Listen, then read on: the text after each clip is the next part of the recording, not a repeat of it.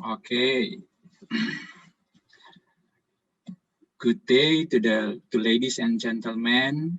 We are now in preparation to start our webinar. Our webinar is organized by International Coconut Community in collaboration with Non-Aligned Movement Center for South-South Technical Cooperation. As announcement, we will start the webinar at 2 o'clock GMT +7. So our webinar is only 2 hours. So we will.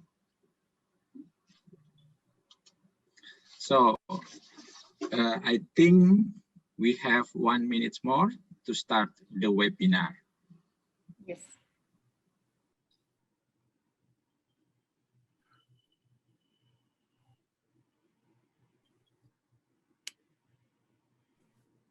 I think we can start now, Dr. Dedi. Thank you, Dr. Jelvina. Hello, ladies and gentlemen. This is the time we start the webinar. I welcome you all to this Zoom webinar that we are going to have a great webinar on this June 8, 2021. Why? Because we will be share about specific and very, very useful topic. It's about coconut husk. As we know, coconut is the tree of life. In some countries, coconut husk is the part of coconut which still has the potential to be maximized for its use. The theme of this webinar is best practices for coconut husk product development from initial concept to market success. This webinar is organized by International Coconut Community in collaboration with Non-Aligned Movement Center for South-South Technical Cooperation. My name is Dedi Toy. I am the head of Agricultural Technology Department in Faculty of Agriculture, Samratulangi University, and also I'm the member of ICC Technical Working Group. Now, I will be the moderator of this webinar. So, ladies and gentlemen, we hope we are all enjoy and get great benefits joining this webinar, because we will have 5 distinguished and experienced speakers who will share about coconut husk from the initial to the market. Before discussion, there will be a special presentation about global supply and demand of coir delivered by Mr. Alit Pirmansyah, Market and Statistic Officer from ICC. It will be a very good information to us about coir. And there will be 5 speakers. First, Ms. Sylvia ten Houten, founder of Good Hout, and Mr. Galih Bataramuda, founder of Rumah Kelapa Indonesia. They are going to present economics and environmental impacts of processing of coconut husk-based products. Ms. Sylvia is from Netherlands. She has so many experiences in creating new wood made from post-harvest waste materials at Europe's largest high-tech incubator. So many achievements and awards she got. A winner in Accenture Innovation Awards 2015, finalist New Venture 2014, Delft Launch Lab winner 2014, and etc. Mr. Galih Bataramuda is a founder of Rumah Kelapa Indonesia. He has so many experience in the area of coconut husk processing, like technical skill, production, entrepreneurship, and so many. He has many collaboration, such as coconut project with Lunds University, Sweden. Now, I think this is the time after we got 2 speakers, we will have Mr. Radhakrishnan, Mr. Gautaman, and Ms. Fabiola Evriani. So, ladies and gentlemen, it is the time for us to start this webinar. We are welcoming Dr. Jelvina Alo as the Executive Director of ICC. Dr. Jelvina will give a welcoming speech for us. Dr. Jelvina, please welcome. Thank you, Dr. Dedi. Good morning, good afternoon, and good evening to all. His Excellency Honorable Vice Minister of Foreign Affairs, Republic of Indonesia, Mr. Mahendra Siregar, Honorable Ambassador Diar Nur Bintoro, Acting Director of NAM CSSTC, representatives from the ICC and NAM Center member countries, distinguished invited resource speakers, scientists, UNDP staff, senior officials, development partners, farmers, ladies and gentlemen. Let's give thanks to Almighty God for his wonderful blessings, allowing 298 registrants from 16 countries to join virtually this webinar. I'm pleased and delighted to welcome you all for the first webinar for the calendar year 2021, organized by ICC in collaboration with NAM Center on best practices for coconut husk product development, from initial concept to market success. This program was initiated in 2020, and this is the second phase of the implementation of the MOU and agreement between ICC and NAM Center.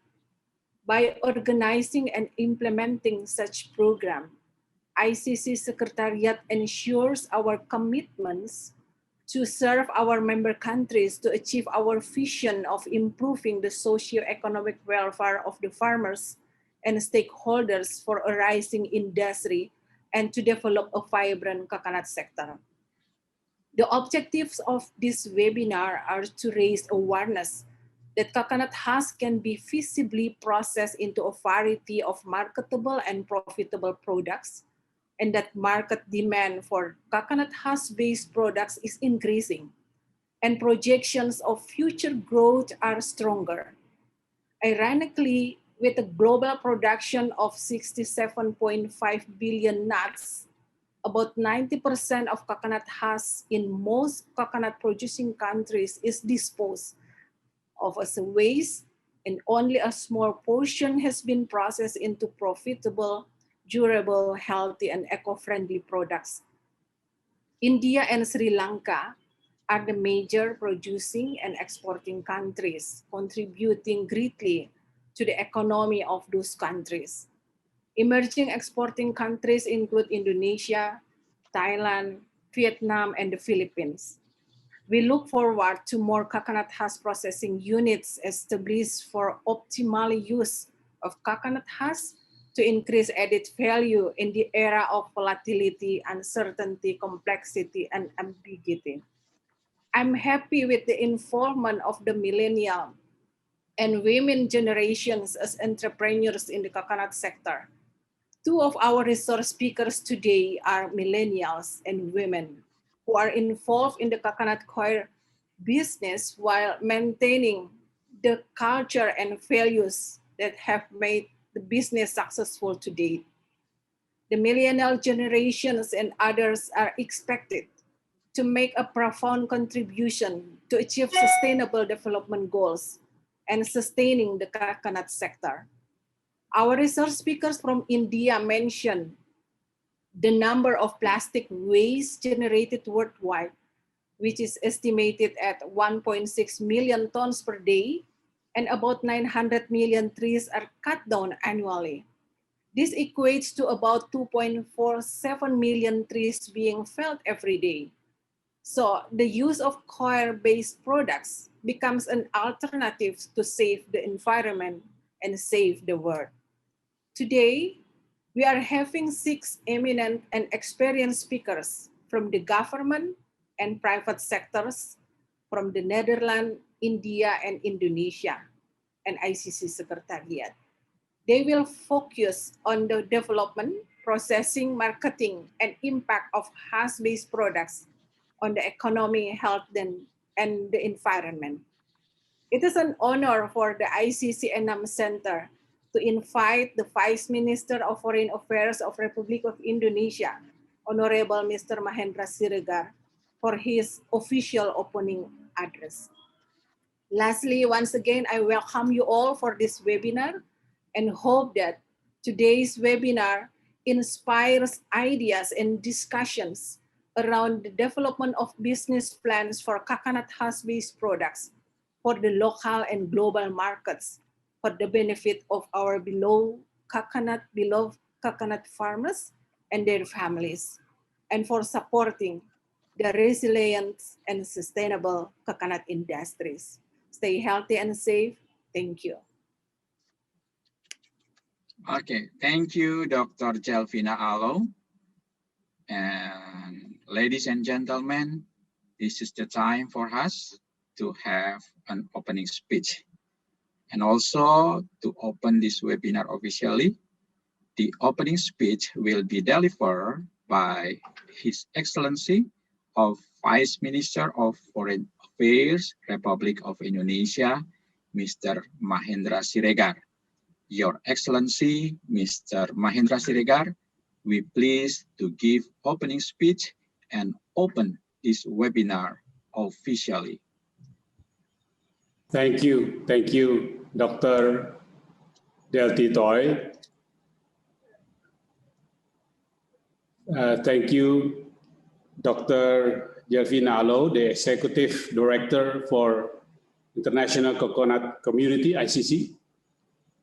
Ambassador Dr. Nurbintoro, Director of the NAM Center for Technical Cooperation. Distinguished guests, and of course, the speakers and other participants.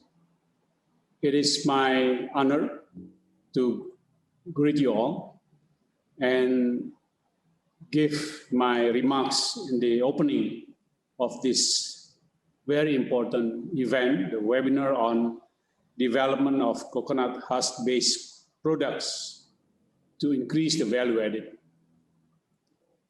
It has been also a pleasure for me to see such high-level engagement and exchanges between, I would say, those who have the technical skills, the deep knowledge, and understanding in increasing and enhancing the capacity of the most important stakeholders of this very important sector and industry of coconut and its derivative products. And what is excellent about this event is, of course, the platform to engage not only those who are very knowledgeable in their respective countries, but to have the exchange across the countries, across the generations, as Bu Jelvina earlier mentioned, and of course, involving all level of background and professions in the business, in the academia, in the research, and most importantly, in the farming and agriculture side of coconut and coconut plantation. We hope, certainly from the Foreign Ministry, this is one of the other previous series of collaboration, and really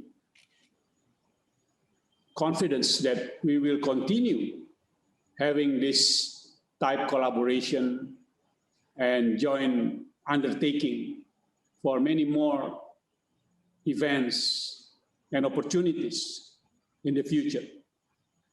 And this is, among others, as a result of stronger commitment between the NAM Center and ICC that has agreed to sign a memorandum of understanding last year in July.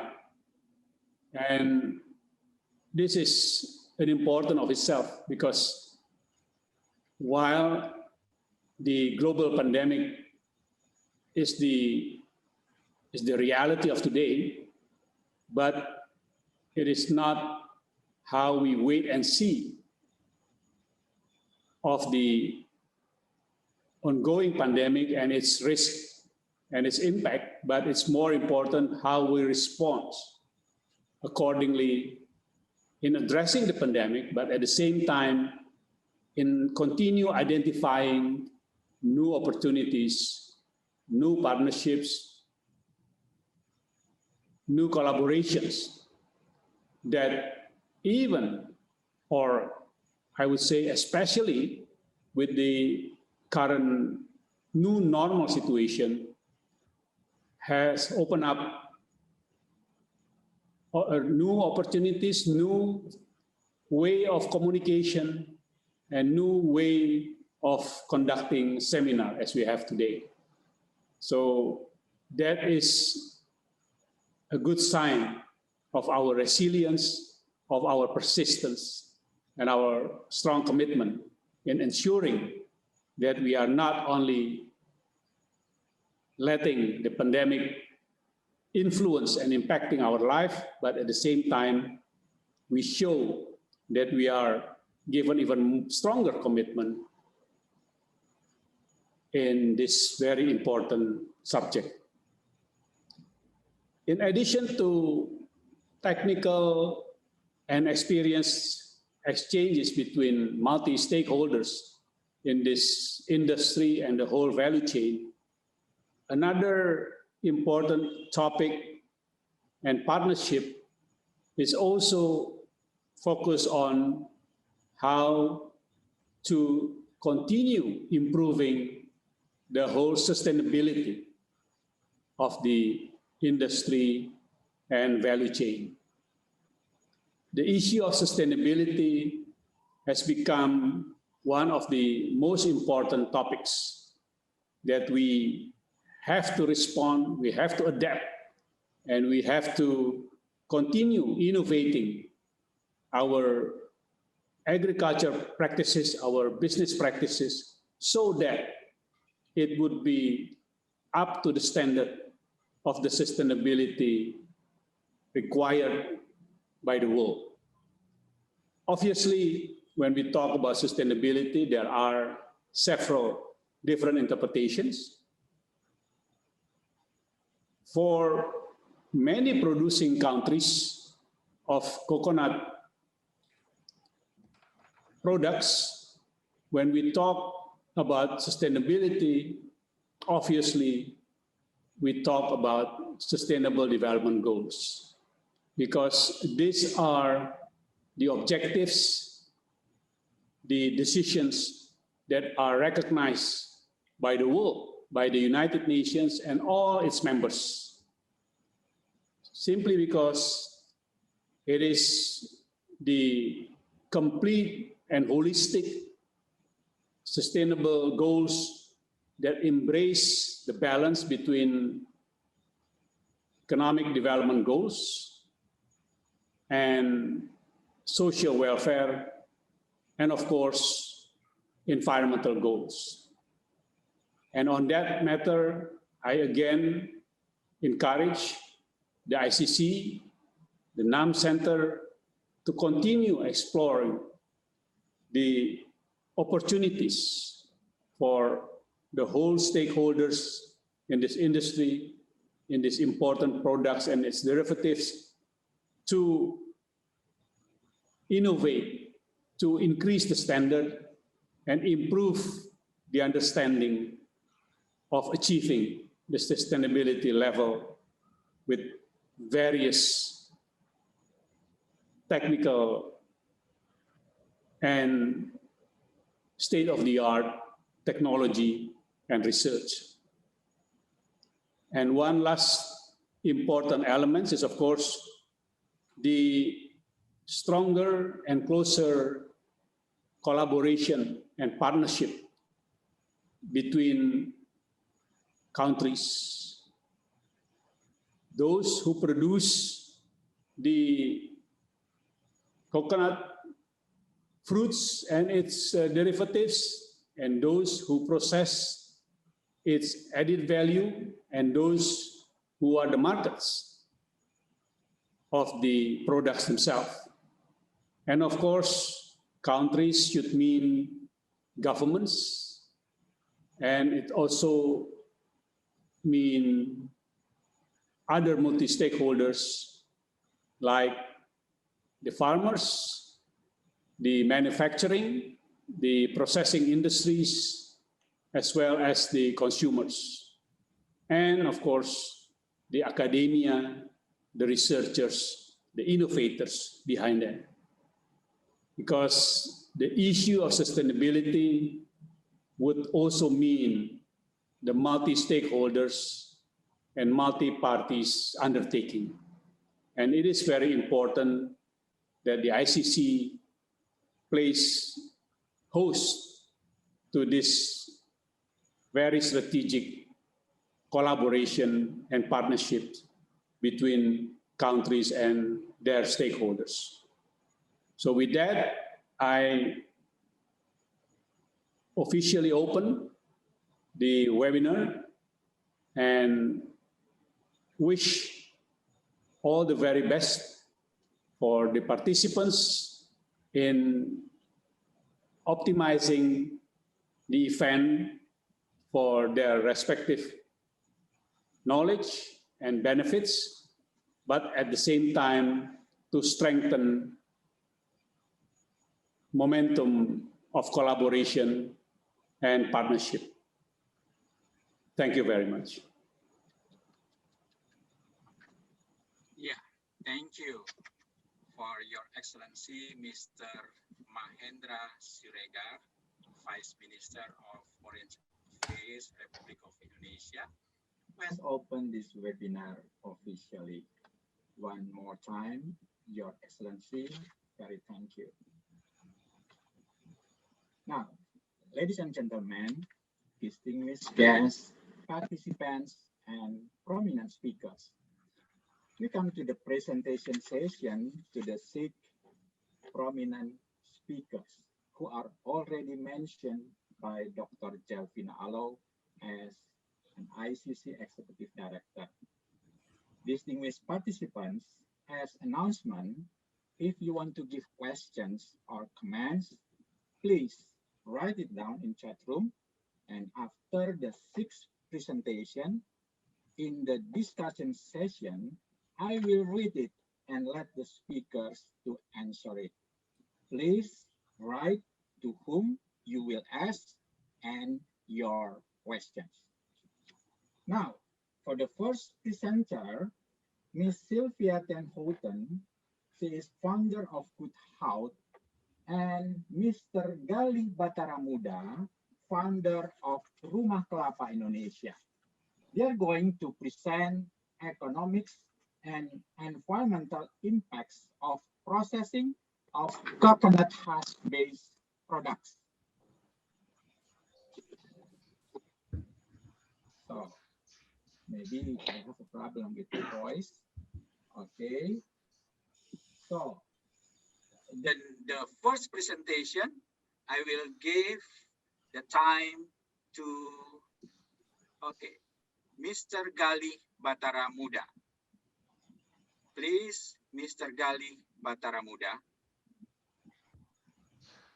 Thank you very much, Pak Editoy. First of all, I would like to thank you, Dr. Jovina Aldo, our Executive Director, ICC, who invited us for this webinar. Our Honorable Mr. Mahendra Siregar. Warm regards to the all ICC country members.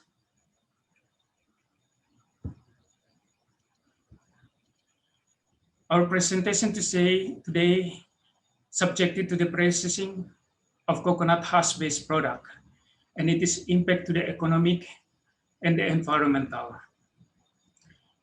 A strong relationship between economic and environmental, vice versa.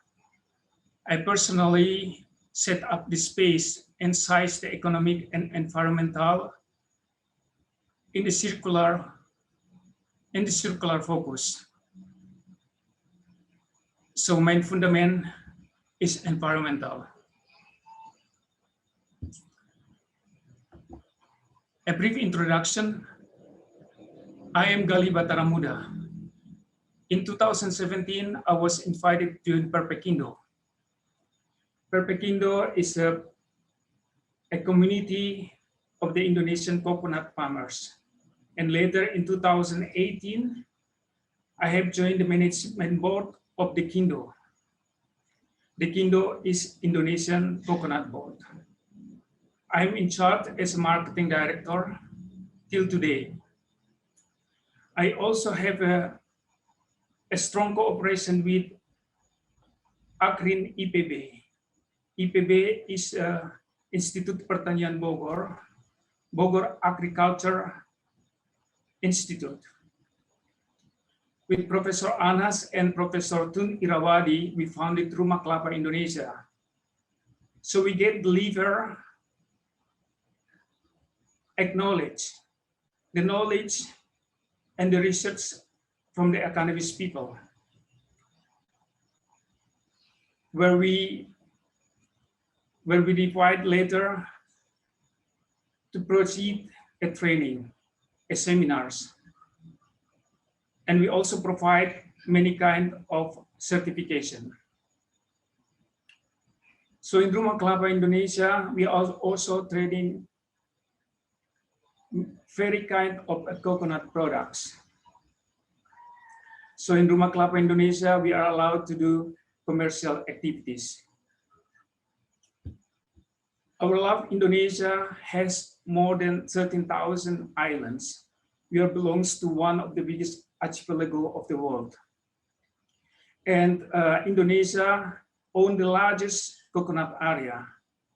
So we harvest the coconut and deliver to the industries where they produce the coconut products. We are also exporting the coconut to the foreign countries, but the husk remain in Indonesia. So it's easy to find the mountains of the coconut husk, staggering, piles of the coconut husk everywhere. And in fact, in these present times, we are still practicing burning of the coconut husk. So my program is Stop Burning of the Coconut Husk. In this slide presentation is an overview of Indonesian coconut potential, sourced from the Coconut Statistic Data 2010. I have a strong reason to nominate this old data. So we can see here Indonesia owns 3.8 hectare million land and contribute the cocoa fiber to the global market 0.6%. It means less than 1% is meticulous, embracing. And nowadays, the land coconut area in Indonesia is reduced to 3.4 million hectare land. From the coconut husk, we can produce two kinds of products. First is the coconut fiber. The second one is the coconut pit. Coconut fiber is one of the strongest natural fiber what we have in this world. It's beautiful, sustainable because we harvest the coconut every day in Indonesia. It's easy to find, has economic value. So I cooperate with Lund University, Sweden, hand in hand for a harmonized the humankind and the nature. We collaborate for a healthier environment and better properties. In 2017, two professors from Lund University with 5 postgraduate students came to Indonesia. We made a visit to Hill in Riau. Here the people harvest million and million coconuts every day. At the same time, we can see the burning points.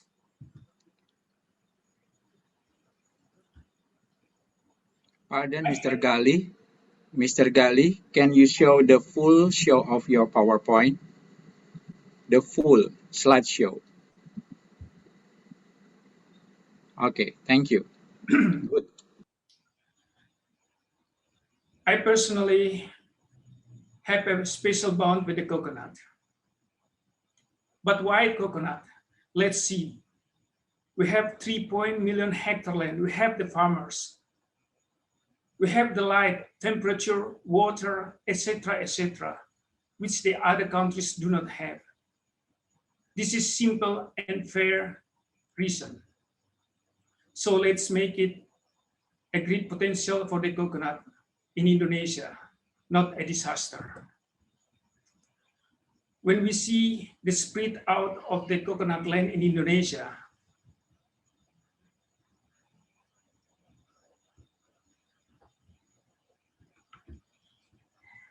in Sumatra, sorry.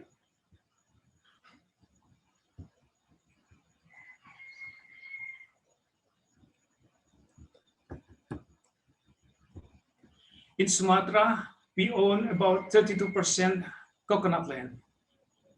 In Hill is one district in Riau province in Sumatra. They harvest 10 to 11 million pieces coconuts every day. Coconut in Indonesia is a serious problem. Natural disaster. We have a forest fire every year. We lost the area. We lost the coconut trees. We lost the insect, reptile, and everything. And we have the water flood. And don't remember, we do not have yet a proper replanting program. There is no regeneration for the farmers. So we need to wake up the political interest. We do not have much time, but we still have time. So I would like to tell you one story when I visit Germany for a technical seminar meeting. I brought a sample of the coconut husk. They touch the coconut husk gently with a lot of respect. They have a great desire. And they raise question, who burning, where, what quantity, where is the location? They're eager to know about the cocoa husk in Indonesia. They do not have it. They're starving to have the natural fiber. Mr. Gali, I'm sorry, you have only 2 more minutes. Yes. Okay, thank you. And we have it in Indonesia, we burn them.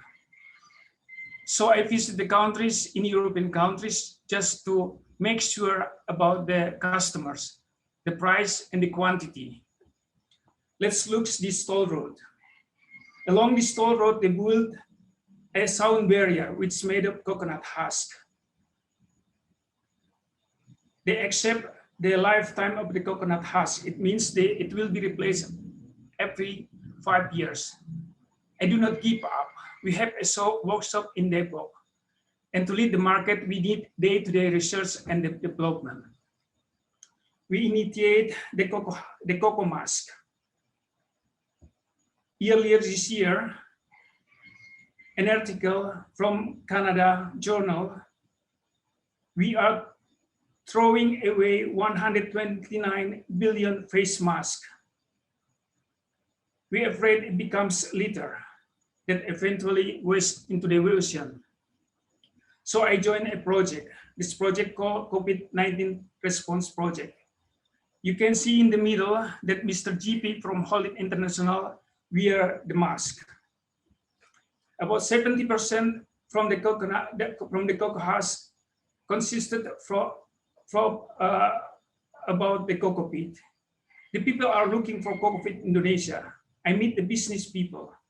I meet Mark van Dijl from Belgium. He requested us to produce 1,000 containers per year. So this is a great potential. And I specialize my market only for European market and Australian market. We need RHP certification. No one has this certification yet in Indonesia. Cradle to cradle is a great one. A bonus, a circular economy. I'm sorry, Mr. Gali, the time is up. Maybe you can go to the conclusion. Yes, I would like to give respond to the potential market altogether to collaborate with the ICC training, with the SAS.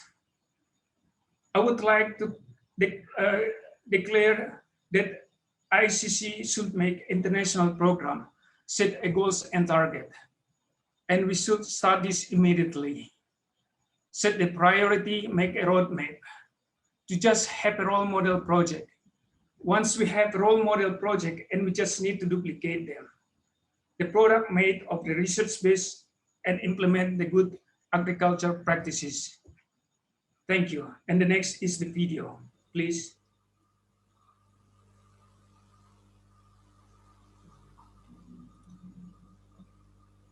Okay.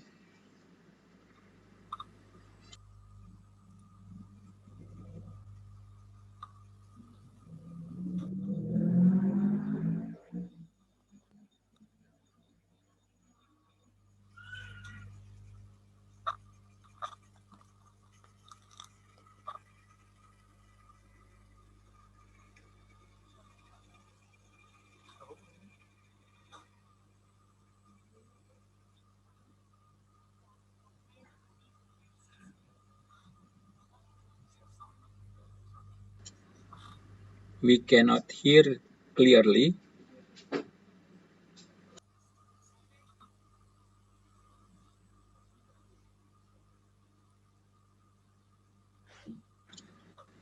Okay, we are very sorry, Mr. Gali. I think it will be a great video, yeah?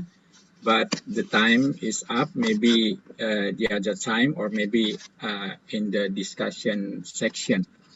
So the next presentation will be from Miss Sylvia ten Houten. She is a founder of Good Hout, and Miss Sylvia is from Netherlands. I think I have mentioned about her before. She has so many experiences in creating new wood made from post-harvest waste materials at Europe's.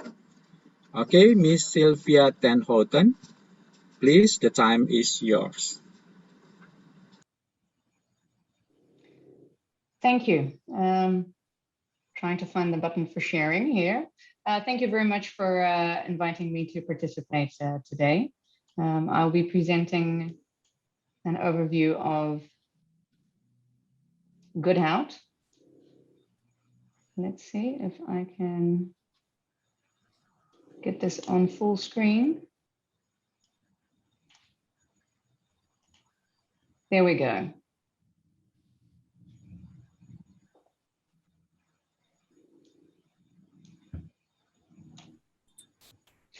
My name is Sylvia ten Houten, and I am the founder and CEO of Good Hout.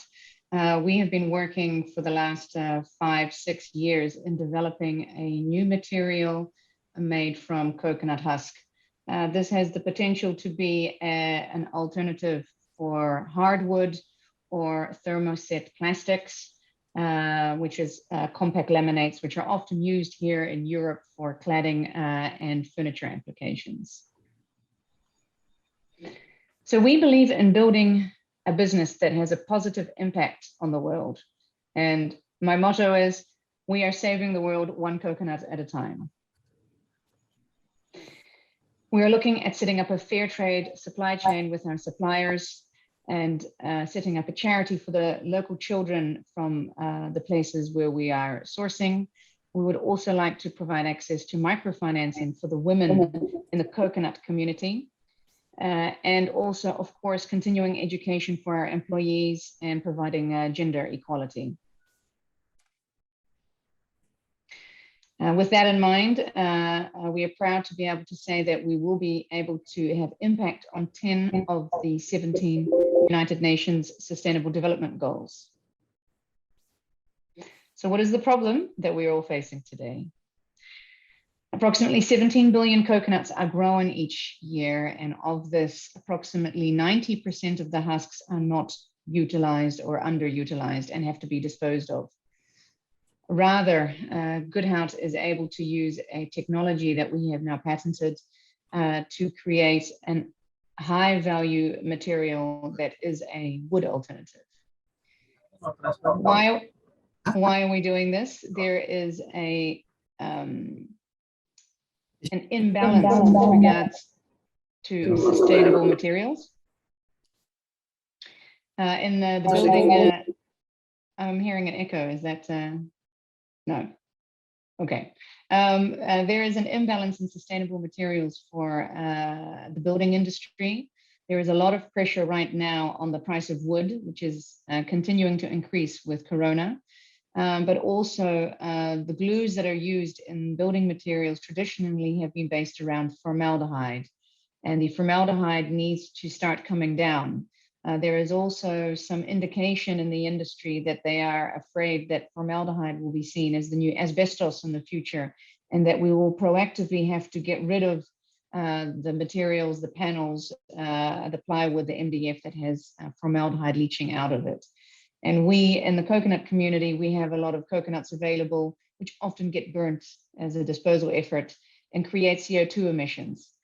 And not only that, we're not using any pressure to grow any raw materials for this. So Goodhout is bridging both worlds and supporting a circular economy. This is what Goodhout makes. We are coconut husk boards, disruptive, circular, patented technology. We produce a bio-based composite, which can replace thermoset plastics and compact laminates or tropical hardwoods while upcycling existing agricultural waste streams.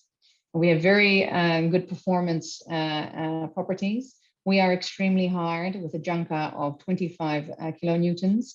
That is approximately twice the hardness of an ebony wood or a high density bamboo. We are naturally flame retardant. So usually to get a C-class flame retardancy, you need to use toxic chemicals. We don't. We are extremely scratch resistant. So for a horizontal panel, we are as scratch resistant as a melamine top laminate. We have a low moisture uptake. So if you look at MDF and you put that into a bucket of water, the MDF will fall apart, and our material does not. And in the future, we will be looking at molding in 3D forms and compression molding, let's say for chairs or for car dashboards, etc. Our sustainability credentials, we don't really have to talk about too much. I think it's quite natural. Quite obvious. It's 100% natural, 100% bio-based. We use the lignin in the coconut, which has, of course, one of the highest amounts for the organic materials in the world. And we are upcycling an existing waste stream, so no pressure on growing the raw materials such as hemp. And we also do not use any toxic additives at all. We are in the middle of building a pilot plant in Rotterdam in the Netherlands. And our first product that will come out of that will be 60 centimeters times 120 centimeters times 9 millimeter flat panels. So to be able to be used for any interior flat surfaces, be it horizontal or vertical. So you can think of countertops, tabletops, shelving, and we can also be worked with a CNC milling machine or a laser for vertical applications and decorative tiles, for example. In the future, we will continue to do more R&D and more complex projects. For example, for flooring, it will require more certification, but we are already compliant for flooring. But for the 3D projects, for example, we will do some R&D on that to be able to understand exactly what kind of products we can make from that. There are also opportunities because we are toy compliant, so non-toxic, that we can also make children's toys or children's furniture in the future as well. Here are some examples of some of our launching products. The designers in Europe are very enthusiastic about the material because of its look and feel. You can see the fibers while it exudes quite a luxury look with the dark coconut in the background. And the fact is it's very easily workable. CNC milling or pressing molds when we're actually creating the panels, then you can press in a texture for a wood grain or a non-slip surface, for example, as well. So there's many opportunities in how to use our material for different applications. And here we see a couple of launching products for the fashion industry by an Italian company. They used a number of our products for accessories in the high-end fashion leather goods industry, and an Italian doorbell, sorry, or a light switch. The Italians have it with regards to design. They're very good with that. Here are a couple more examples of some of the launching products and prototypes that we've been working on. So our production process, I think many of you are very well aware of how the coconuts get harvested, but regardless, it is still done by hand. The harvesting of the coconut itself, the inside of the coconut gets used for food and oils and water, for example, and the husk remains behind and is generally seen as the problem of the farmers. And often it is burnt or put into landfills in a disposal effort. Our production process, it sounds quite simple, and on the one side it is, and on the other side there are at least 20 different factors we've found that influences the quality of creating and pressing the panels for the quality that we're looking at as a high density biocomposite. So we take the husk and it is the husk. Sorry, you have only 2 more minutes. Thank you. Yep, 2 more perfect. minutes. Okay. Thank you. Thank you. The husk is sun-dried. It is transported to the factory where it is milled. We use a mixer and create mats, pre-preg mats, where then the mats are hot pressed. And then this is a technology that we have, I think we've worked on maybe 500 different types of formulations to optimize the speed of the process and also the material science in the coconut husk board. Here you see some production process examples for what we are building in the pilot in the Netherlands. So you see here a large blending station. You have a forming station for the mats. You have a very high quality hydraulic press, and you have a trimming station. And these are the basic pieces of equipment. But of course, more important is how to link all the stations together. So this was already mentioned a little bit of where we started in 2015. We won a number of awards, national awards in the Netherlands for being the most circular innovative startup. We are incubated at Yes Delft, which is one of the most prominent global incubators in the world. We had a TED Talk. We also spoke at the APCC in Thailand and presented our technology there in 2018. So thank you for that. And in 2019, we were showcased in Milan for a couple of different events and have been invited to speak at different events as well here in Europe. Okay, where are we now? I'll round off. The time. Thank you. Okay. We are working on the pilot plant, and then we have the demo and the commercial plants will be coming afterwards. And from the demo plant and commercial plant, we'll be looking for joint venture partners in Southeast Asia and South Asia. And here are the countries that we have already worked with regards to accessing raw material in Europe. And we've tested from the Philippines, India, Vietnam, Thailand, and Indonesia. And we're always welcoming new supply chain partners. So thank you very much and enjoy the rest of the event today. Okay, thank you, Ms. Sylvia. Sorry, your presentation is very good, but maybe because of the time frame, time constraint we have today. So you have created also new wood made from coconut husk. Okay, we come to the next presenter. The next speaker is from India, Mr. Radhakrishnan, and Mr. Radhakrishnan will present about processing and development of coconut husk-based products. And he is an assistant director of National Coir Training and Design Center in Colorful, South India.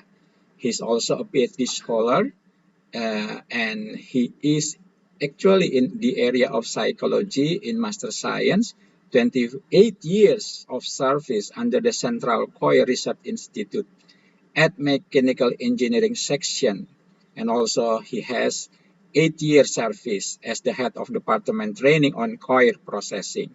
Incredibly, I see that he got also some awards in the area of research and development. Best Service Award also from the government of Andhra Pradesh, India. So, Mr. Radhakrishnan, the time is yours now. Training Institute at Alapi, Kerala State, which I belong, the National Choir Training and Design Center. Respected participants, this is our mission. Self-sustained development of Indian choir industry through strategic interventions, modernization, research and development, technology upgradation, quality improvement, market promotion, human resource development, rural employment generation, welfare measures, information technology enabled support services, women empowerment, investment promotion and facilitating credit flow. And we are also helping through this type of mechanism and the timely, very valuable schemes of government of India we are trying to develop. So the first segment is collection of husk and converted into coir fiber by mechanical means. So there are different kinds of machineries. We can also having the tiny units as well as 500 or 5,000 millions rupees worth of factories also available. So we can concentrate in the massive level of empowerment and employment generation. If you are using actual the coconut cultivation all over the world, if we are actually achieve 60% of collection of husk and processing means, it will help for another 10 million employment all over the world. And these are different kinds of machineries. Fiber to converted into 2-ply yarn, and the bundle form we can transport one place to another place. And this is abundant quantity. It is called green husk fiber for getting good smooth fiber and lengthy staple length fiber for quality products. These are another diversification, handmade, also handicrafts.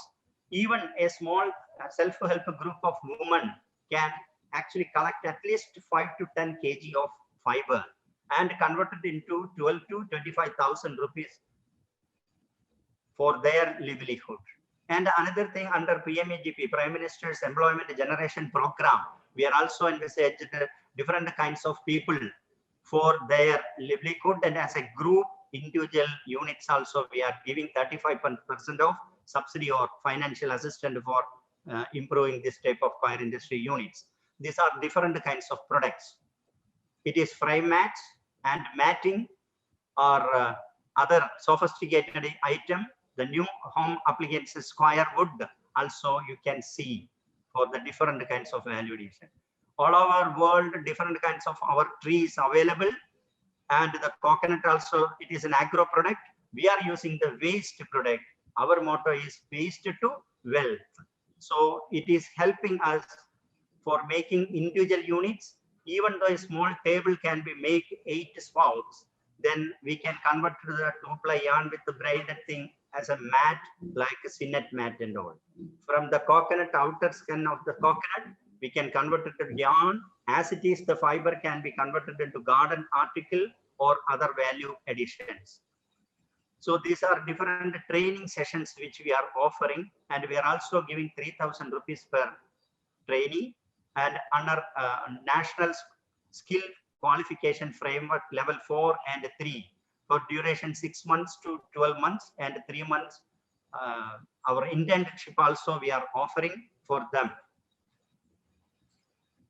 And we can also convert our fiber material in different kinds of products, range of handicrafts and pressed devices and boards, composite boards, etc. These are the exporting items from India, from the exporters of different units. At least 16,500 units are working under this registration. These are the different kinds of machineries for tiny unit, and it is actually 1 million to 10 million level worthful factories also we can establish. So from husk collection, we can also weave into the particular area for 2 shaft, 3 shaft, different motive of designs in matting and floor coverings, as well as we are also emphasize on the geotextiles for soil erosion and other civil engineering purpose application. It is developed by Central Coir Research Institute, Coir Board, Alapi. Anugraha Tejas, the automatic machine for high production of geotextile and to like matching this type of thing. And Coir wood houses also we can make. There is no brick, there is no cement also, but we are also capable to make this type of fiber, very density, high density boards and all. We can convert it as this type of new cottages or disaster management houses and other tourist spot houses like Coir House. And milching area, we can apply geotextile not only for the pavement of river embankment and rail embankment road construction. We can convert all this type of purpose in milching area also. And these are different kinds of product diversification by mechanical means and by creativity, handicrafts and all. And whenever we are making 1 kg of fiber, there are 2 kg of pith available, that is the byproduct. It is also a million ton. Usefulness is there, not only indigenous market and as well as eagerly the world market also eagerly waiting for this thing, the natural, the corky tissue, the water porosity item. Because to avoid overlapping, because our very eminent member, Mr. Gautam sir, will take all this session later. So just we can see the pith also a golden material nowadays. It is not a wealth, it is a golden opportunity for the entrepreneurs all over the world. And garden articles also we can send. We are imparting different kinds of trainings during 6 months duration and 12-month duration. After the successful completion, we are also recognizing them through distribution of certificates and all. So it is under NCT&DC, National Coir Training and Design Center, and regional officers also there. And we are also marketing outlets, our showrooms and our sales depots also all over India. And we are helping exporters as well as our entrepreneurs with the financial assistance, including the flight charges to participate international trade fairs, exhibitions and seminars. So further details, you can also contact our Secretary Coir Board, Ministry of MSME, Government of India, Kochi, Kerala, South India. So email address also secretary@coirboard.org and our website www.coirboard.gov.in. And the director, you can also, we have the Research Institute, Central Coir Research Institute Director, RDTE, PO Kalavur, Alapi District, and Kerala State, South India. So during this, due to the less time which we are during this webinar, so let me conclude and thank you very much for your kindness and patient hearing and giving me the chance on behalf of Coir Board. Thank you very much. Okay, thank you very much, Mr. Radhakrishnan. Very good presentation we have from you, and you have also a good managing time. Thank you very much.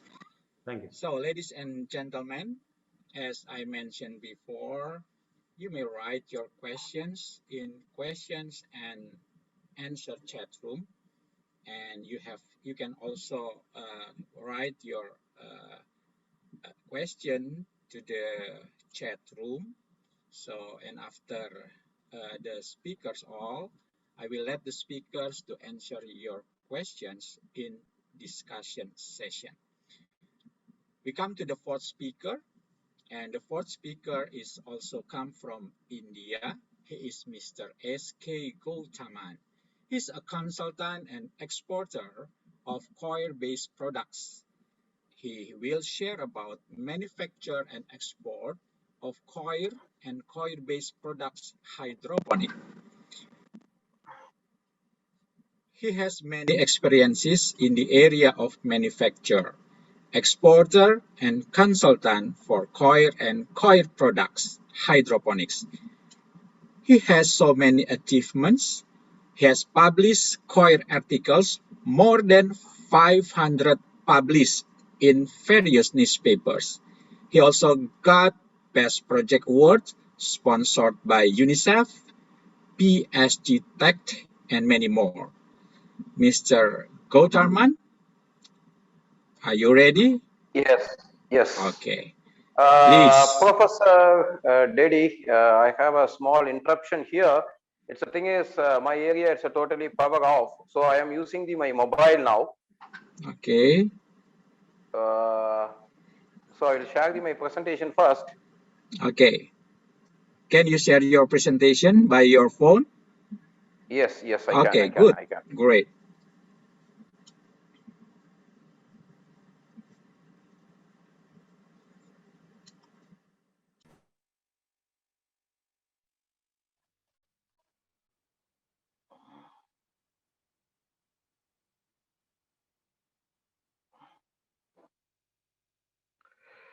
Otherwise, give me the chance after another presentation is completed. So Hello? you will be the next after Leander, yeah? To handle your presentation? Yes, I think so. Or Yes. maybe the ICC Secretariat can handle your presentation. Is that okay? Okay, good. Is that okay? Okay. Yes, it's okay. It's okay. Good, Please, good. Secretariat. ICC Secretariat will handle your presentation. Okay, good. Okay.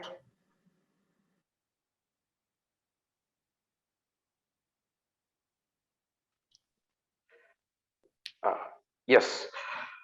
My dear brothers and sisters from all over the world, good afternoon. This is I'm SK Gautaman. Koyakpith. It's all over the world. Now it's only one scenario, brown gold. Next, please. Okay, our company established in 1973, Pollachi, Tamil Nadu, India. We received a Life Achievement Award from the Government of India through Koyak Board, Koyak Mitra. And I am the member Koyak Board. Again, member Waste to Wealth Community. I am the President Cocomans, India. We have a 250 manufacturers. Within 45 kilometers, we are manufacturing nearly 400 products and export to the 93 countries. We are the greatly we says that we are the largest producer of cocoa fiber and cocoa pith from Pollachi area. It's situated at Coimbatore, Tamil Nadu state. Next, please.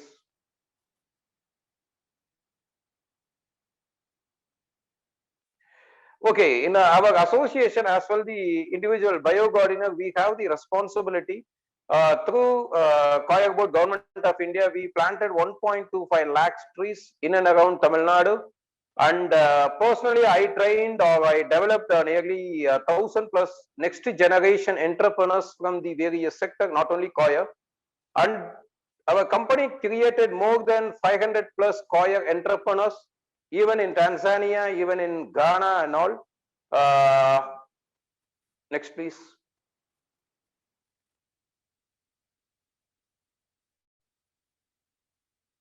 Next. Okay, why Koyak emerging gate? My dear friends, now global warming out of topic now. Please believe me. Okay. So again, daily home usages, toothbrushes, doormat, furnitures, gardening plastics, packing materials, kit play models. Approximately, we are collecting 16,926 metric ton per day. So the alternative products already we suggest to the various international organizations, Koyak wood, Koyak mats, again Koyak pots, Koyak woven and non-woven geotextiles, including cocoa pith.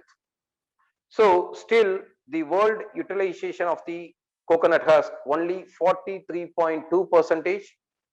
Even 20% we are burning. Next one, please. Okay, this is the SOC chart, the worldwide chart. Why the cocoa pith is important? Now, organic carbon in soil very less. because we know all the reasons. We are using the lot of fertilizers and lot of chemical fertilizers, and we are not at all used a very good water for the irrigation. Next, please. Okay, this is the hydroponics menu. Nearly 23 vegetables we can grow in the to use the cocoa pit. Next generation media is biomedical plants growing with the hydroponics method. So this is the medicinal value plants. We took a lot of research to with the help of the Kayak Board Government of India. So here I want to explain one thing. We developed this coin with the combinations are entirely different from other manufacturers. We developed in our own. If you take a seed germination, if you put a one seed, it will take a minimum 5 to 10 days or 15 days, or even as some of the seeds, it will take a 1 year to germinate. Here, botanical name of this the plant, medium volanta.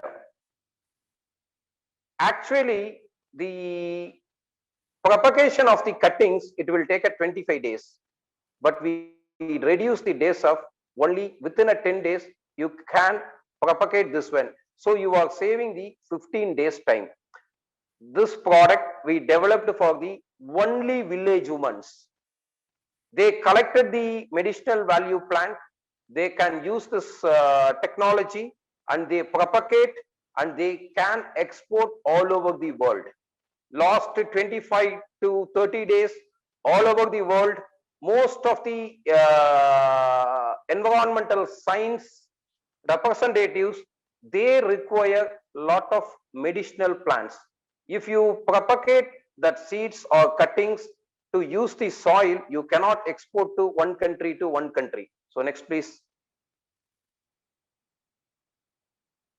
So these are the some other plants. Botanical name is Pocamia pitana. This one, oxygen cleaning tree. All over the world, you can grow this tree. Even a US, even a Africa, even a European Union, you can grow this tree. But the origin of this tree is Asian countries. So if you each street, you have a 2 to 3 trees, you will get a pure oxygen. But if you are using the cocoa pit to germinate this tree, you can reduce the 25 days to only 7 days. You will get a 6 inches plant. We have a technology. Next one, please.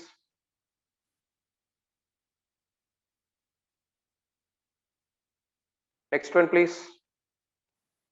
So why seed germination plugs?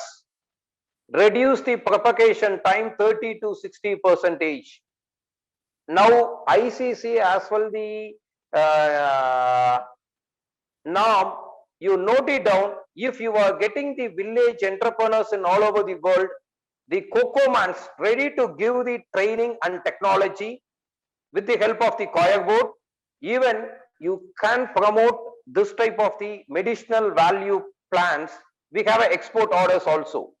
Again, the biogardener, we are manufacturing 300 plus growing medias, even plant-based medias.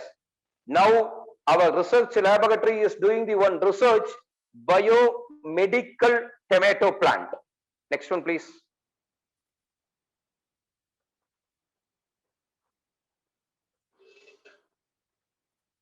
Okay, these are the CN ratio. If you take a coastal area of the cocoa pit and all over the world, they are not at all having the much more export market, because the hard material appearance of the cocoa pit in coastal areas, it's a very high. If you take a India, or if you take a Indonesia or Philippines or anything else, the hard material appearances are very high. So if you reduce the hard material is the separate, you reduce that cocoa pit. If you are using for the grow bags and all, they are not at all getting the very good results. I have that research paper also with me. I can share all the participants. That time, that type of the cocoa pith, the CN ratio, carbon nitrogen ratio of the cocoa pith is 50:1 to 85:1. But if you're doing the composting, 15:1 to 20:1, reduce the CN ratio, automatically you can grow all the plants, even ornamental indoor outdoor plants. Next one, please.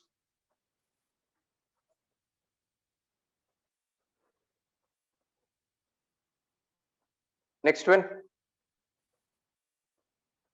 Okay, if you take a 5 kg, this is the common scenario. Now, as per my view, within a 3 years time, the 5 kg block outdated from the market, because the end customers, they require the total solution from the companies. Some of the international companies from USA and UK, as well the European Union, already they are giving the orders for the total combination packages.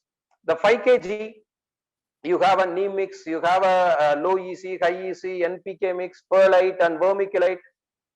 Believe me, my dear friends, nearly 120 combinations are there to mix with the cocoa pith 5 kg block. Next one, please. So this is the enriched menu. So coastal area manufacturers, you can concentrate don't do for the 5 kg blocks. You will do for the NPK mix or composting. Composting is the simple technology. Now, nearly 10 to 20 years before, you require bag minimum 45 days to compost the cocoa pith. Now, within a 5 days time, you can do the composting, and CN ratio is reduced to 15:1 to 20:1. You pack it and you send it to all over the countries who they are buying the composting. US, UK, European Union, Australia, New Zealand, even Canada. But you require the common brand name and standardize the quality. Already we are taking the several trials. Past 3 years, we took several trials. Now, adjacent with me, one of my customer is sitting with me. He require nearly 40,000 metric ton of cocoa pith compost. So you put it in a common brand name, you put it in a lab testing reports, you test nearly 64 elements from the cocoa pith. You will get a very good order. Next one, please. This is the seed germination package. We are exporting to the Germany. So the thing is, second one is perlite, and we are mixing the NPK, perlite, vermiculite, as well some of the natural fungi. The plant gets bag minimum 6 months. Of the 6 months, they consuming the nitrogen from this cocoa pith. But generally, cocoa pith in all over the world, the rate is only approximately 3 to 4 cents, less than $1. But 1 kg of cocoa pith worth is, believe me, my dear friends, approximately $100 to $200. But it requires the value addition. I am telling $100 to $200 per kg. Next one, please.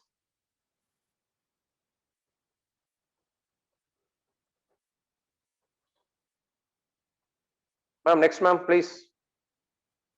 Okay, this is the various research stations. I got a chance through some of my colleagues as well, my friends. I took a nearly more than 120 trainings from all over the world, and even I attended so many seminars. Before developing the one product, what I will do is Mr. Gautaman, I'm sorry, you have only 2 more minutes. Thank you. I need 3 minutes, my dear professor. So it's the thing is, this is I took this tissue culture lab. This tissue culture lab, this is again, tissue culture lab is the corporate sector, but supplying the media, this is the village economy development. ICC to concentrate to develop this type of the things. Next, please.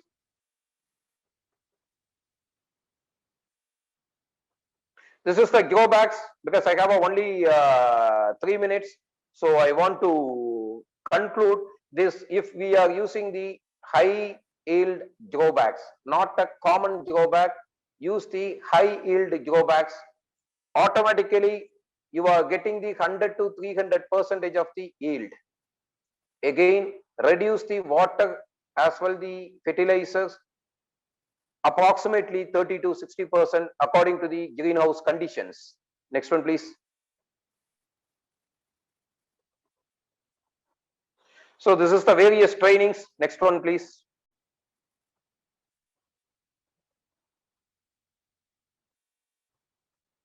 Ma'am, next.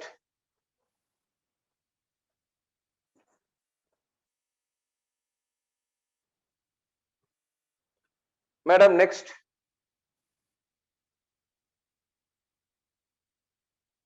Okay, I think some interpreter happens. So what we can do is, now this is the home gardening sector. So each country, this is through Choir Board as well the National Horticulture Board. In India, they are arranging the home gardening sector training. Believe me, my dear friends, if you are all the countries, most of the lady woman entrepreneurs, they want to develop this type of the packages. Only ICC, you develop the common brand name, we can promote, we will give the training and all. Your total cocoa pith consumed in your Asian country itself, but we should give the total package, like a software engineers, like a automobile industry, like a telecommunication industry. Next one.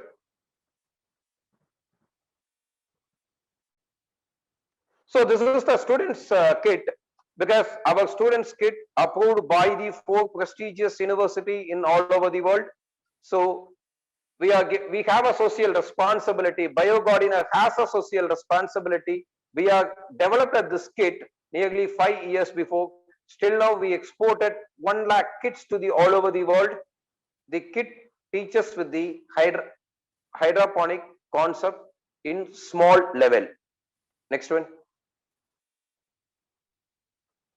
So this is the icon. What BioGardiner or what SK Gautaman will do: project selection, plant and machinery supply, training, branding, marketing, international cooperation with the tie-ups, Exim Bank Finance, World Bank Finance. Like that, we are arranging all these things with one umbrella. Next one, please. Thank you. Now, the next generation growing media and coir products, nearly 300 research going on in worldwide. Next one, please. Professor, just it's 50 seconds, Professor. My suggestions to ICC to create a technocrat body mixed with the international members, 18 to 24 members from the 9 countries. The secretary ICC, because now if you take India, coconut board is our representative, but all the government bodies, they have some restrictions, even all the countries. So we can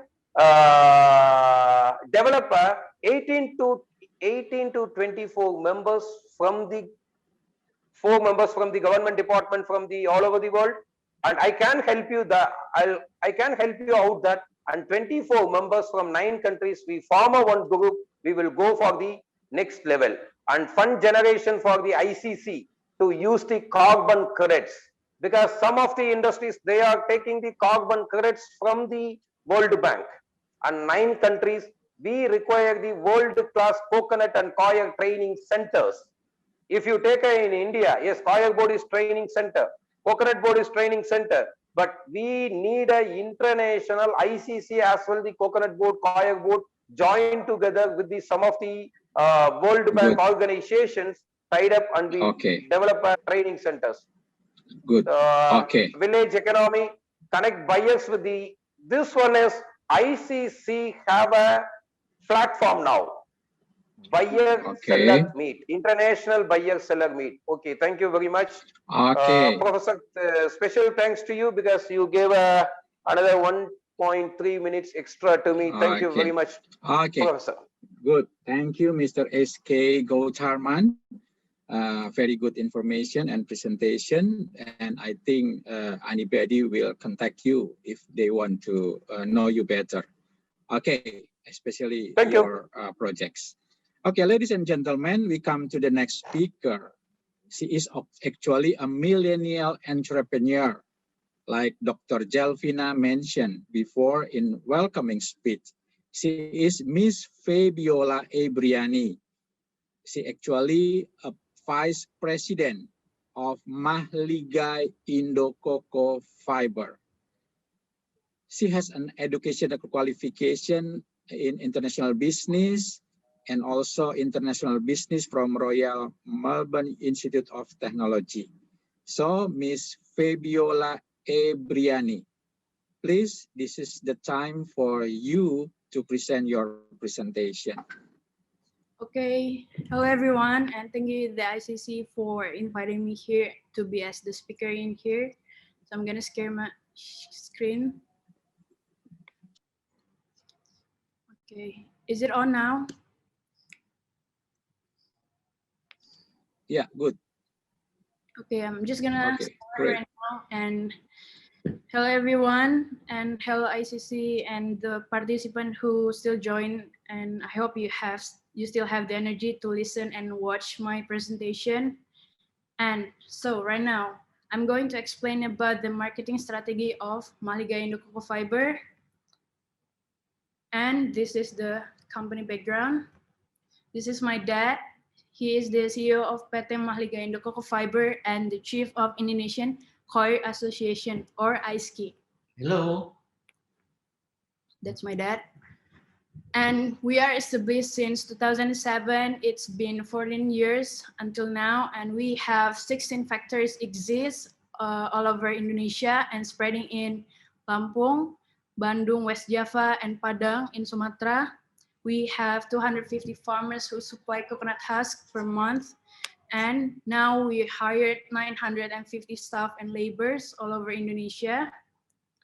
Here's some pictures of the house company productions. And the platforms we use that is we divide it into 3 types: domestic, international, and ads-on. In domestic, we use Tokopedia and Shopee to sell our products because this is the most famous platforms in Indonesia to sell and buy products. Everything you search there. And for the international, we use Alibaba and eBay.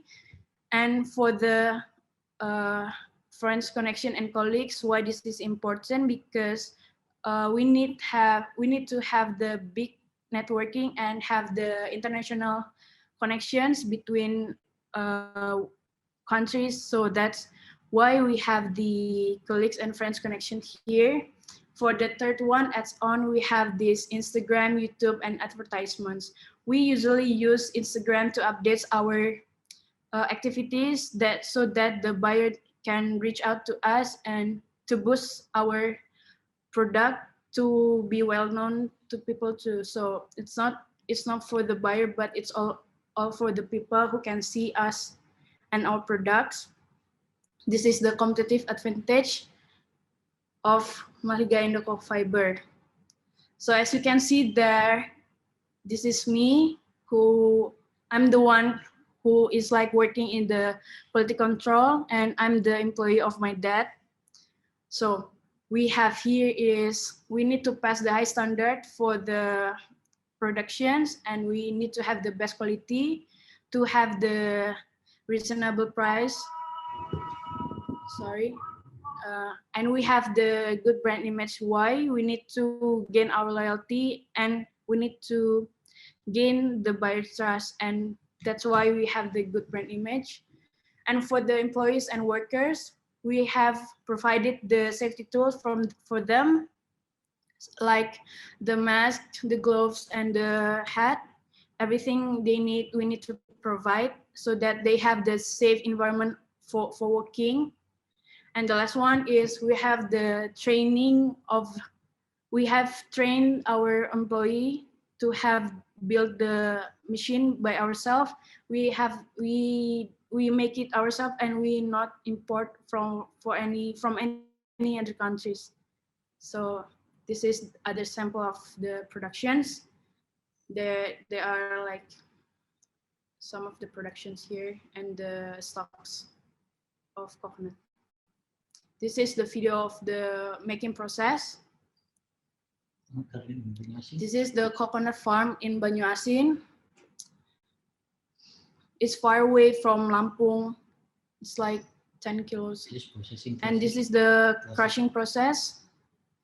Here's the for cocoa fiber making.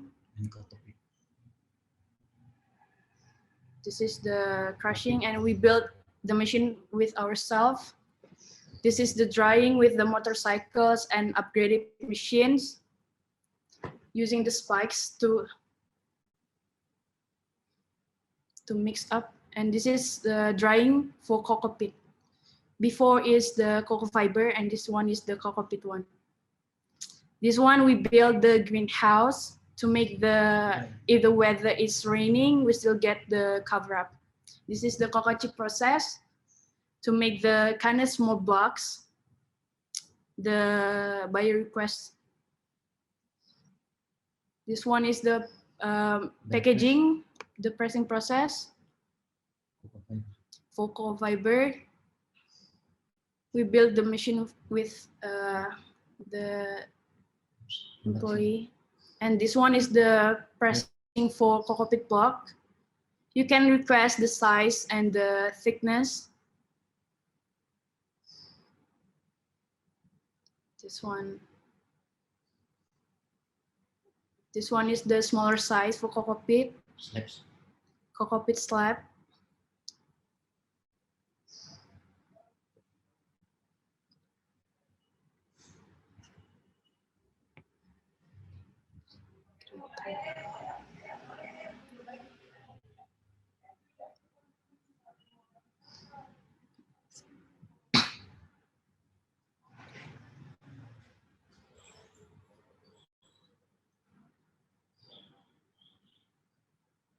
So this is Miss Delvina, who visit our factory in the headquarters in Lampung in Sumatra. This is all the productions. Right. And with Miss Mirdula, this is the virtual release with the Ministry of Indonesia. We ship it to Yokohama, Japan.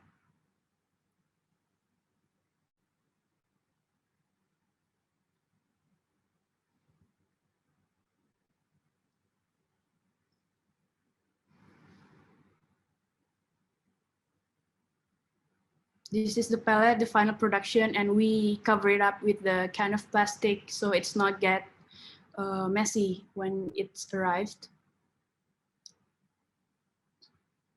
So yeah, that's it. We're gonna step to the next slides.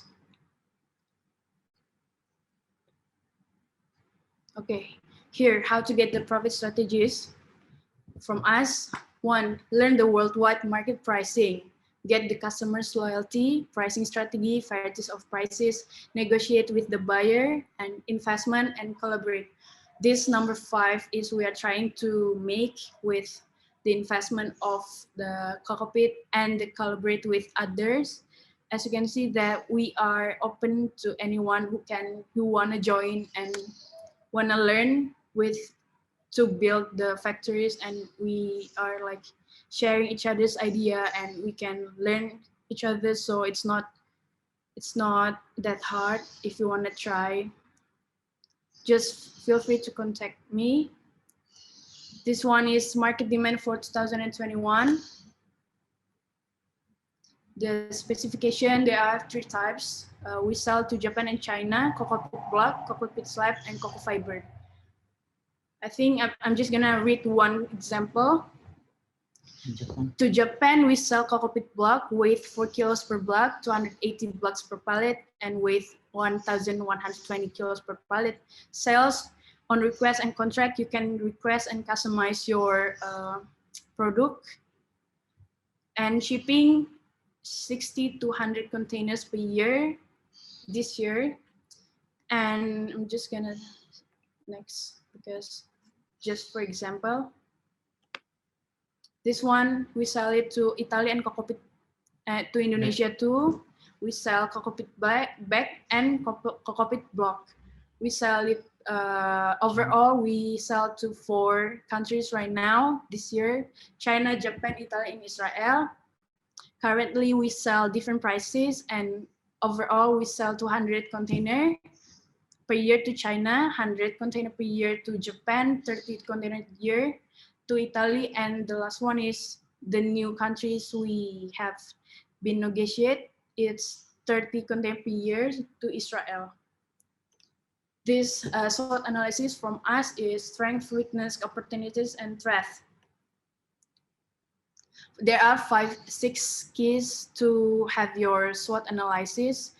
First one is you have to know your customers, get to know their personalities and how they negotiate with you, and you need to have the hard work to build your business. And number 3, never satisfied quickly, because you need to upgrade more and more. Number 4, upgrade what's prioritized for your company, what's the weakness of your company. You need to be aware of the outsiders and insiders threat. This is the most important, because you don't know which one will be the fraud for your company, and you need to notice it before it happens, and you can ruin your company.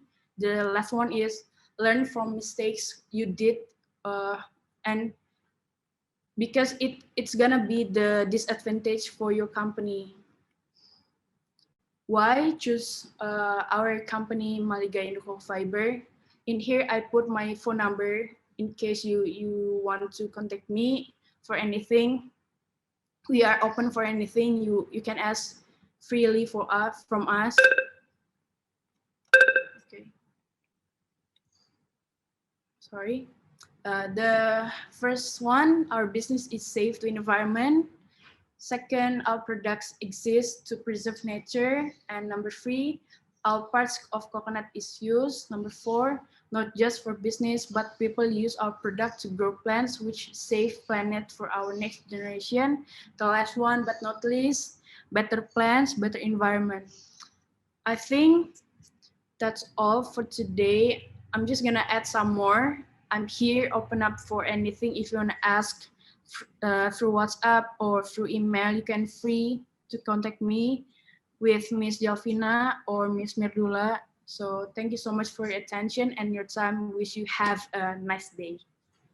Thank you. Okay, thank you, Miss Fabiola Ebriani. Great presentation, and thank you also for the time. Okay, you still have 2 more minutes, but okay, you have end your presentation. We can see your millennial touch, yeah, because you using Instagram, yeah, for marketing and promotion. Everyone is using Instagram. Okay, thank you, Miss Fabiola. Now, at the end of presentation session, the last but not least, we will have some information from ICC. Mr. Alit Firmansyah, he is an officer of ICC in the area of market and statistics. He will present about global supply and demand of coir. I think this is the last presenter, and we will have great information from Mr. Alit Firmansyah. So, Mr. Alit Firmansyah, please, the time is yours.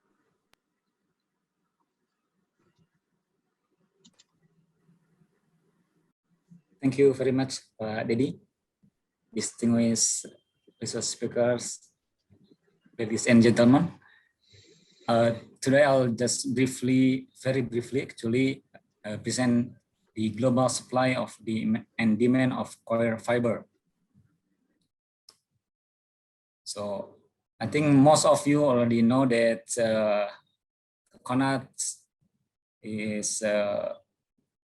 has water, kernel, and shell, and the largest portion of the coconut is the husk. So it's almost 30. It's around 30% to 35%. So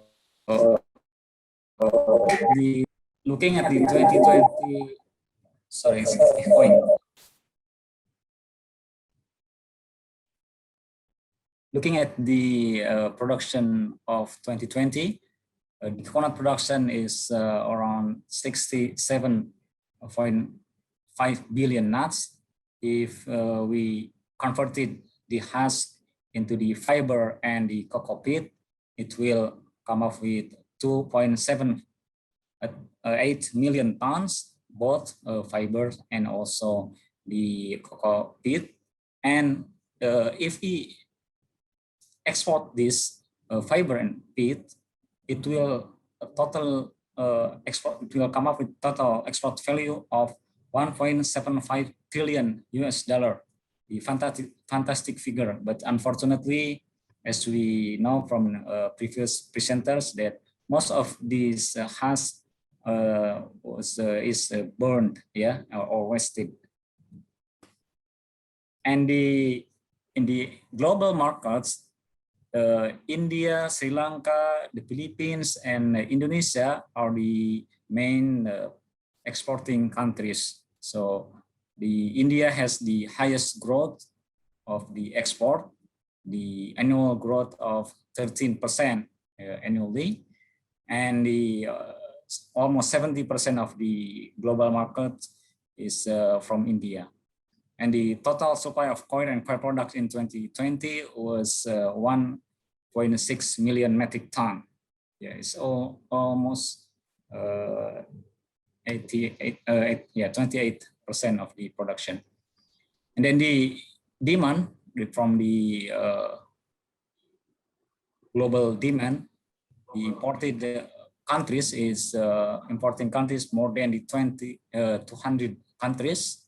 And the import values is more than 2 billion US dollar. And this demand is expected to grow annually by more than 10%. So this is a great opportunities for who want to do this business on the coir products.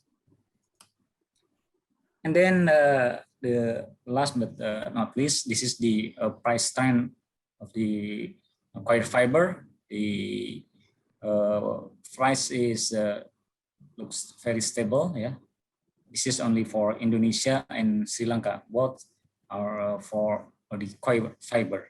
I think that's this just brief introduction to the global supply and demand of coir fiber. Thank you very much, Dedi. Okay, Mr. Alit Firmansyah, thank you again for the presentation. Now, we will see the question and answer room. We have several questions from the question and answer. So I got the information from Mridula from ICC. Yeah, from ICC we'll ask or maybe we'll answer about some question. Miss Mridula, do you want to give something or comment? The first question I would like to ask on behalf of ICC to okay. all first. ICC received an query from the UNDP from the Solomon Islands. They wanted to do a feasibility study on coir industry and looking for products including cottage and geotextiles. Since we have so many eminent presenters and speakers in this platform, so they can answer who can take up this feasibility study for the UNDP at Solomon Islands. Thank you. Excuse me. Okay. Already some of the feasibility studies in 2000, the coir board did. So if you want, as a member COIA board, I can do the total feasibility studies with the value added products, including coconut as well the COIA fiber. Okay, thank you, Mr. Okay. Gautam. I will share the information with UNDP and I will link with them to you so that you can have a direct interaction with the UNDP team at Solomon Islands. Thank you very much, ma'am. Thank you. Okay. Okay. Thank you, Miss Mridula. So, Miss Mridula will contact to Mr. Gautaman about that. Okay, next to the next question. So I will see from the question and answer room. And we have now from Joko Purbo Puspito. In my knowledge, when coconut coils were being extracted for their fibers, plenty amount of cocoa dust were also produced. What are the actions so far to eliminate or to use the byproduct of those coconut dust? I think it will come to Mr. Radhakrishnan. Maybe you can answer that question.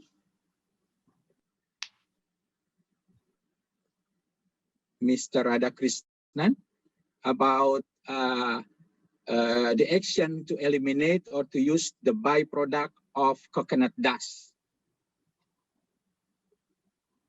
Okay, maybe if Mr. Radhakrishnan, yes, okay, yes. Okay, Thank you very much. So to eliminate the coir dust means it is inevitable to produce the item whenever we are processing a husk. There is no way to reduce or eliminate the dust because it is embedded dust with all other particles. It is actually a natural formation. So whenever we are extracting the fiber from the other embedded material, so other byproduct will become as a dust form. It is a corky tissue, so we can not be able to eliminate the thing, but we can convert it into biomanure, as our Gautaman sir actually explain everything very well, and also his presentation for agroponic and agroponic system for germination and other thing.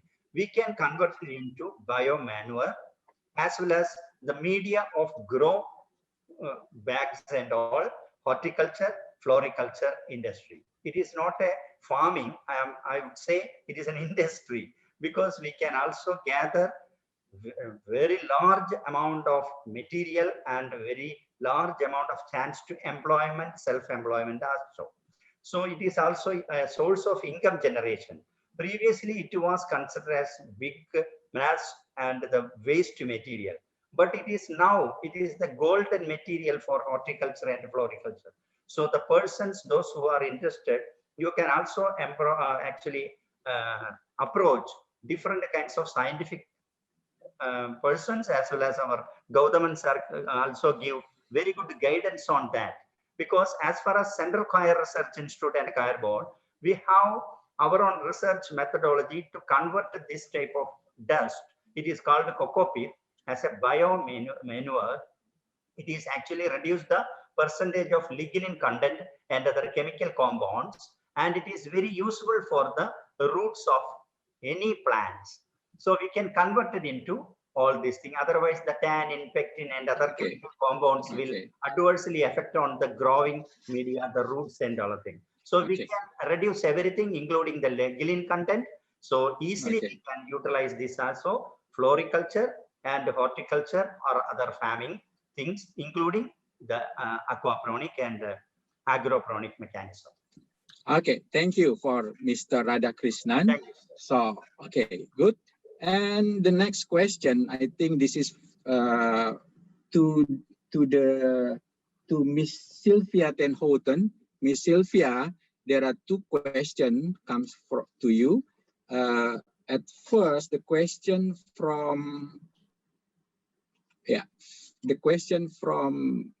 Mr. Gautam Sivan Sivak Nanam. Is Good Health giving knowledge transfer or technology transfer of manufacturing wood from Husk? Oh, Miss Sylvia, okay. Do you want to answer this question? Oh, that's fine. Thank you. That's a good question. We are looking forward and open to working in multiple different ways with local partners and suppliers.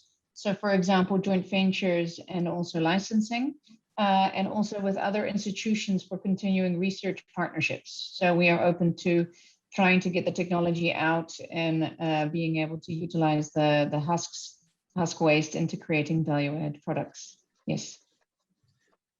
Okay, thank you, Miss Sylvia. Some people want you to share your email ID. Okay, maybe the people can get from the ICC secretariat. Okay, I can put it in the. I'll put my email in the chat. Okay, yes. Please. Thank okay. you. Thank you very much. For the next question, I see from other people. Yeah, from Muhammad Iksan Mardian and also for other people, they want the presentation materials, yeah, to be sent from ICC to them. I think the secretariat will send the materials to you. Okay, and we will see also to the open. Yeah, we can see also from the chat. The chat. Okay. It comes to also to Miss Sylvia, because from Cepi Mangkubumi, the Cepi Mangkubumi want to ask you if it is still a prototype, what you have presented, and what are the obstacles developing the coir board. Miss Sylvia, what are the obstacles developing the coir board, and if the products you have designed or produced, is it still a prototype or mass production? Okay. It is. Thank you. A very good question. So we are still in the prototype phase. We've been working on the material science behind this, and there are a lot of different factors involved, over 20 factors influencing the stability of the board and the quality of the panels that we make. So we are at the stage of a pilot plant to make 60 by 120 centimeter panels. The next stage would be to do 122 by 244 in the demonstration factory, but we're not there yet. The obstacles are indeed testing the material science, the scale-up process, and having the correct engineering that ensures a high speed of producing these panels while keeping it bio-based. So you can see here some examples of the materials we've made. This is using CNC technology. I'm trying to see if is this clear for the viewers a little bit. This is okay. Also, these are some of the examples that we can make. And there are still small prototypes, and we look forward to be able to making large panels for the commercial market as soon as possible. Okay, thank you, Ms. Sylvia. And I think I can read the question from Selva Kumar Venkat. I think that I can bring the question to Ms. Fabiola Evriana. Can we start coir plant in Indonesia? We can bring technology and resources there. How about that, Ms. Fabiola Evriani? Sure. If you wanna learn like anything, if you wanna learn from the starting, we can open for anything. Just contact us through Miss Jelvina maybe, or to Miss Medula. We can teach you from the beginning until the end how to make the processing and how to make the machine by itself. Maybe that's answer your question, Mr. Okay. Yeah, Selva Kumar Venkat. Okay. Okay. And I think the question from Tira Nafukarasu-Chi will come to Mr. Gautaman. How about treatment of fretting coir? It to be pollute or water or not? Mr. Gautaman, can you answer this question? Okay, please. Yes, please. I'm not at all understand the question. Sir, I am not at all understand. Professor, I am not at all understand the question. Please repeat it. Okay. Yeah, about the treatment of treating coir, it to be pollute of water or not? Treatment of coir. Coir with the treatment now, so many natural fungi are came. Without water, you can convert it to the. If you take a coir fiber, the coir board they have a fantastic technology. If even if you take a cocoa pit without water, just within a 5 to 7 hours time, you can reduce the EC without using the water. The fungi are available now. Okay. Okay. Thank you very much for the answer, Mr. Gautaman. So I think there are several more questions from the audience, from the participants, but very, very sorry, we have running out of time. Now, I'm sorry. So ladies and gentlemen, now we are coming to the end of this webinar. We will come to a closing remarks. Now we are very honored to have an acting director of NAM CSSTC here. His Excellency Mr. Dr. Nurbiantoro. Now we please Your Excellency Mr. Dr. Nurbiantoro to give closing remarks. Thank you, Professor Dedi Toy. Your Excellency, Dr. Delphina Aloy, Executive Director for International Coconut Community, Honorable Speaker, ladies and gentlemen, I would like to thank the ICC for this major event, and I want to thank the speakers and everyone who has contributed insightfully and wholeheartedly for the success of this event. Thank you in particular for attending us and bringing a critical viewpoint to the discussions. We have been discussing numerous things to try to prevent harmful coconut negative campaigns. Although in 2020, 4 programs were organized by the ICC and the Non-Aligned Movement Center for South-South Technical Cooperation NAM Center. This event is still a significant opportunity for emphasizing the link between sustainable development and coconut development. The interesting discussion we have had is impressive. The stories of hope have opened our eyes, ears, and hearts. Stories that will remain with us when we return to our work and motivate us to fight against all kinds of bad campaigns against coconut. Ladies and gentlemen, negative campaigns against coconut have a significant negative influence on agriculture. However, the tight link between the use of coconut husk, the sustainable environment, improved innovation, and poverty eradication are compelling us to consider these 4 concerns together. Moisture and rigidity are critical features for high-quality board and panel materials in numerous domains.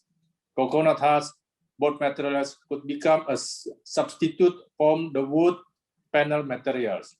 It is even comparable or even higher than the panels of wood. We may also provide an expensive supply of high resistance, high density materials by using coconut husk. Given the role of coconut husk as low cost residue from coconut manufacture in various places. The use of coconut husk products also has other amazing advantages. Although every situation is distinct, the patterns are common. Coconut husk usurpation may solve our agricultural waste problems. In addition, coconut husk application as water purification and pollution reduction system also have considerable potential. The husk can also be used in packaging system. Retailers and industries will gain, as well as promote innovation and development of new product of domestic demand. The use of coconut husk for agriculture potting method may also have a good effect on growth and productivity. The production of hydroponic plants will be increased. Ladies and gentlemen, the negative campaign against coconut has a major negative impact on development of coconut and the well-being of farmers. It has substantially degraded the reputation of coconut products and hence reduced its worldwide demand. It caused upstream and downstream damage in the coconut sector. Plantations have been neglected and abandoned at farmer level. Production is barely sufficient to support the fundamental demands of farmers. Some of the farmers still living in the coastal area are probably shifting jobs as fishermen. This image is really black, but we know it is possible to change, and we must strive for change. We found, for example, that when coordination between all the players concerned improve on the diversification of eco-friendly coconut goods, this leads to greater force in defending coconut before the negative campaign. This indicates that the diversification and promotion of eco-friendly coconut goods are essential to assist coconut organizations in struggling and maintaining their businesses, and farmers struggling to continue planting. Coconut is therefore always an important topic for NAM-centered activities. Dear Dr. Delfina, distinguished speakers, ladies and gentlemen, it reminds us now of the effort we should take to encourage coconut producers and enhance their livelihood. Let's keep it on every agenda. Remember what we have learned today. Thank you very much. Okay, thank you, Your Excellency, Mr. Diar Nurbiantoro, to give closing remarks and close this webinar officially. So, ladies and gentlemen, really Professor, we have some. Professor, okay. Shall I add just it's only one more point,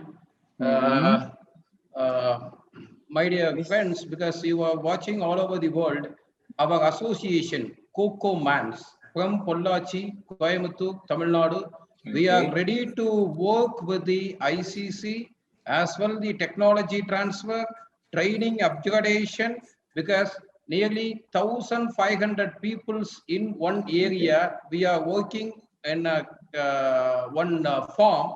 So Coco Mans always welcome all new entrepreneurs. We are giving you all the technology transfers, including marketing. Just I want to add this, even internationally. Who you are coming, we are ready to help. Okay, good. Thank you, Mr. Gotaman.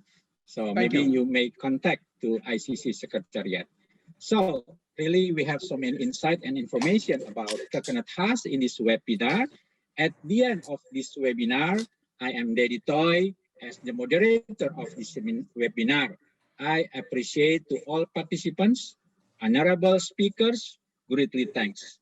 And I send appreciation to ICC and NAM, CCSSTC, who organized this webinar together. If there is still any questions and comments, please do not hesitate to contact ICC Secretariat. What a great day. Thank you very much all. Thank you. Thank you, everybody. Thank you, everybody, Bye. for joining the webinar. Thank you, Dr. Dedi Choi, Thank for you. the presentation. Thank you. Special thanks to Thank you ICC. all. Thank you all. Thank you. Thank you, Ambassador. Thank you very much. Thank you. For the great work of moderator, Dr. Dedi Toy. Thank you all the Thank you very much. Thank you, Pak Dedi. excellent job. Thank Everyone. you. Yeah. Thank you. So we leave now. Yeah. See you for the next meeting. Thank you for the next webinar. Until Bye.